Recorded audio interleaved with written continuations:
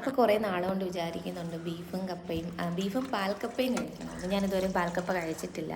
അപ്പോൾ കടയിൽ പോയി കഴിക്കേണ്ട വീട്ടിൽ തന്നെ ആക്കി കഴിക്കാമെന്നുള്ളൊരു മൈൻഡായിരുന്നു. സോ അങ്ങനെ ഞാൻ സൺഡേ ആയപ്പോൾ കുറച്ച് ബീഫും കപ്പയൊക്കെ മേടിച്ചിട്ട് വന്നായിരുന്നു. കാലത്ത് പോയി അങ്ങനെ ഫസ്റ്റ് തന്നെ ബീഫിൻ്റെ കാര്യങ്ങളെല്ലാം സെറ്റ് ചെയ്ത് ജസ്റ്റ് എല്ലാ ആവശ്യമുള്ള മസാലയും സവോളയും എല്ലാം ഒക്കെ ഇട്ട് കുക്കറിലൊന്ന് വേവിക്കാൻ വെച്ചിട്ടുണ്ടായിരുന്നു. ആ ടൈമിൽ ഞാൻ കപ്പ സെറ്റാക്കി എടുക്കാമെന്ന് വിചാരിച്ച് കപ്പയെല്ലാം കഴുകി കൊത്തിയെടുത്തപ്പോഴത്തേനും പിന്നെ ഞാൻ വിചാരിച്ച് പാൽക്കപ്പയാക്കണ്ട, നോർമൽ കപ്പയാക്കാം, പിന്നെ എപ്പോഴെങ്കിലും പാൽക്കപ്പയാക്കാം എന്നുള്ള രീതിയിൽ പിന്നെ ഞാൻ എൻ്റെ പ്ലാൻ മാറ്റി ബീഫും നോർമൽ കപ്പയാക്കിയിട്ടുണ്ട്. അപ്പം ഇക്കായെ ഹെൽപ്പ് ചെയ്തിട്ടുണ്ടായിരുന്നു. ഇക്കാക്ക് ഓഫായിരുന്നു.